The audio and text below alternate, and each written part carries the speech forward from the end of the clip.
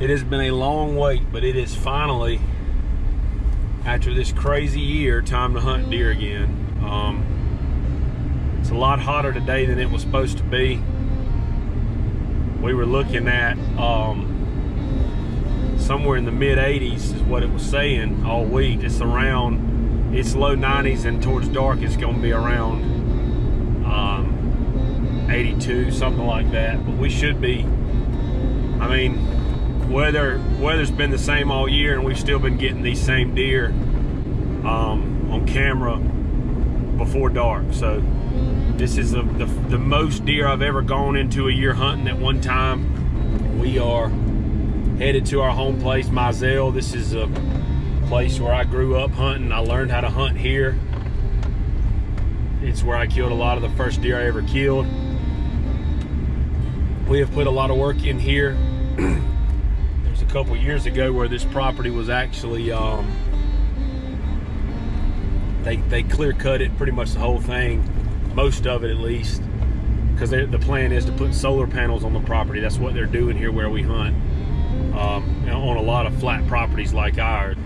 But until then, they've pretty much done solar panels on 3 sides, and on the other side of us is the highway. The deer that we're hunting, we've got 4 different bucks that are on the shooter list. We've got a wide 9 that's named Curly.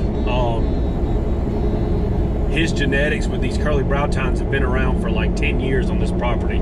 So it's the first buck we've had in a couple years that was big, that had those curly brow tines. We've got a deer called Dude that we've known about for 3 years. I know he's at least 4. I'm almost positive that he's 5.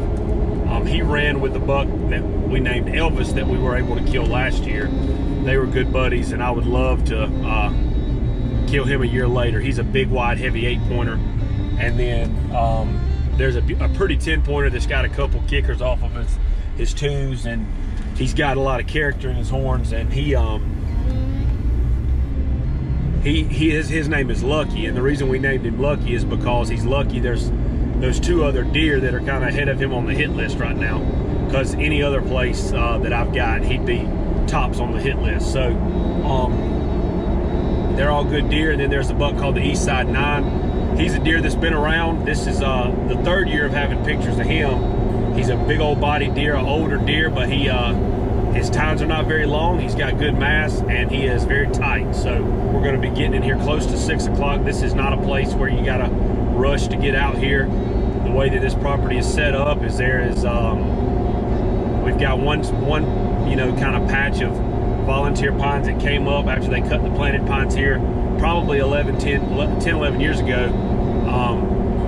These kind of grew up on their own. They're very thick. There's good bedding in there, and they kind of come out of those trees 15 minutes before dark sometimes, and they come out and eat. That's the way that we do it here. Doesn't have to be the way you do it. It's the way we do it. We're pulling in right now to our home place, the old house here. We're gonna park and walk today. We did not bring our buggy.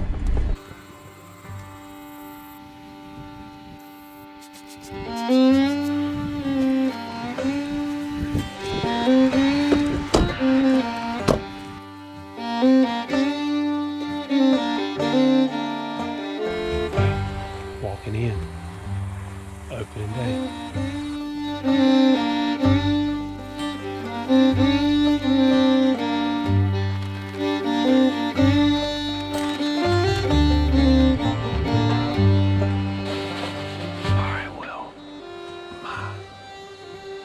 Not working right now, so I've got to be quiet, but it's about 7:15.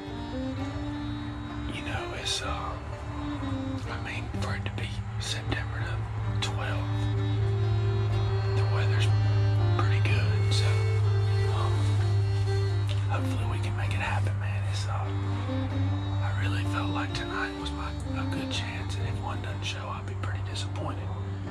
So we'll see how it goes. I'm very excited though. Well, I came back this morning to get all my stuff. Pretty bad hunt, man. Had one of the shooters cross that way about 60 yards Kept waiting on him to show up. He never did. Also, last night was the first night since March that deer were not eating all night. So I guess the common denominator is me. All right, I just wanted to take a minute to let you know kind of what this channel is going to be about. My name is Clay Mathis, and this is the Out There. This is going to be all about deer hunting and everything that kind of goes with it. What we want to do on some episodes is I kind of want to get you caught up on the deer that I've been able to kill. I've been bow hunting hard since probably 2011. That is when I kind of got started, and that year I meant that I was going to kill my first big buck. And the way that got started was finally on December the 12th, after hunting hard the whole year. It was with this guy right here. And he's my first buck. So the story on this buck, we'll sit down for a minute.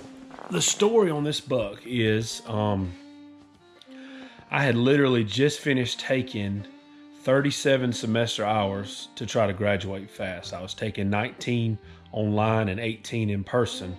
And so I was really tired. I was really stressed out. Well, that's the day I finished. I got out for Christmas break.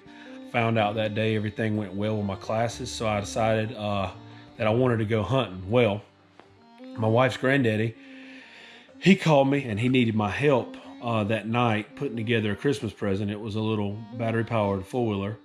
And so I was going to go hunting at a place called the Cemetery, which is right by his house. You'll see us hunting at the cemetery some this year. Cemetery is a great place. I love that place.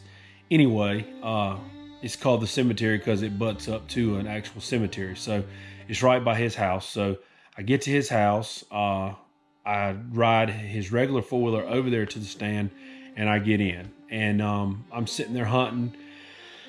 And, I'm playing on my phone. I'm playing some Bejeweled, and I decided at 5:12, I remember the time vividly. I decided at 5:12 it was going to be time for me to put the phone down and start hunting hard. So I do that for a good solid 15 minutes. Pretty ADD sometimes, so it's tough for me to sit there and just watch. So anyway, about 15 minutes go by, I start playing back on my phone, and it's probably not 5 minutes after that I see something moving in front of me. Now, at the cemetery, you got a big pasture behind you, and you got a big row of trees where your box stand is, and then you got the food plot, and then you got the hardwoods in front of you. Well, it's probably only about 40 to 50 yards across the food plot, and I saw something moving straight across from me. Well, all I could see at that time was his big right side, the big right side of his rack, which is his bigger side. And I knew for sure it was a shooter buck that I needed to be trying to shoot. Well, he never stopped walking. He walked through this gap, and I lost him. And there was a can call sitting beside me. I didn't know much about what I was doing. I had all the, the cool little things that you got to have with you in your backpack and stuff. So I take out the can call, and I just start turning it upside down and doing it. And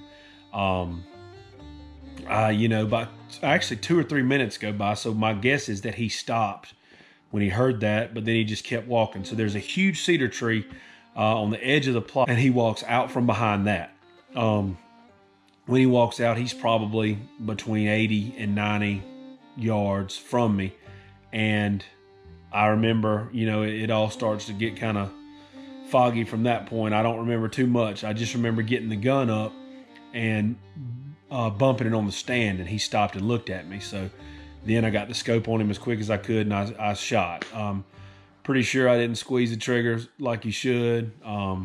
Anyway, I'm super excited. Finally think I got my first big buck, and I go get on the four-wheeler and go back to their house, and we come back to look for blood.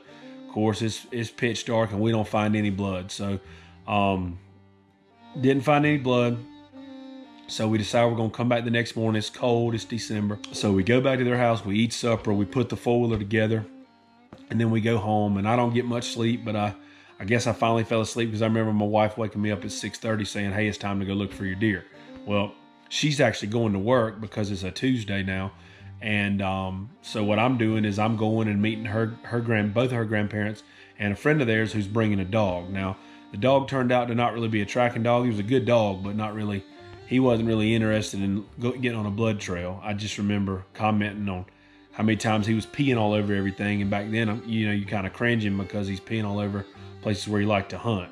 Probably didn't affect it at all. Anyway, so I'm walking with her granddaddy, and her grandmama kind of walks off in her own area. And she said she was praying the whole time that she would find the deer and just walking and praying. We're looking over here trying to find blood, trying to find anything. And probably 15, 20 minutes go by, and you know all the doubts that come in your mind as a hunter. And I'm just thinking, well, I guess I missed him. I messed something up. I could have sworn that when I shot, that he kind of tucked his tail under and took off running like he had been hit. Anyway, 15, 20 minutes has gone by. We hear her grandmama scream that she found him. So I take off running. I kind of leave everybody. I get there, and I couldn't believe how big he was. Everybody's commenting on how big he is. I mean, it's crazy that this is my first buck. And, he's really made it tough to follow that up. I've killed 11 rack bucks since then, and none of them have been as big as him. So anyway, we took some pictures with him, got my hands on him, got him loaded up, and just like my daddy used to do when I was little and he'd kill a big buck, he'd put him on the tailgate and ride him around town and show him off. And that's kind of what I did. Went to a few people's houses and showed him off, and then took him to the deer cooler. Back then I'm all deer cooler. I didn't clean anything myself yet at that point. And so I took him to the deer cooler. They caped him out, went and picked him up, took him to my taxidermist, and the rest is history. But super thankful for this deer. He's a big buck. Gonna be hard to ever match him in Georgia, but it's fun trying. Hopefully you enjoy the story. Hopefully you'll enjoy some more stories when we get around to telling those. And hopefully, we're able to kill some big bucks this year.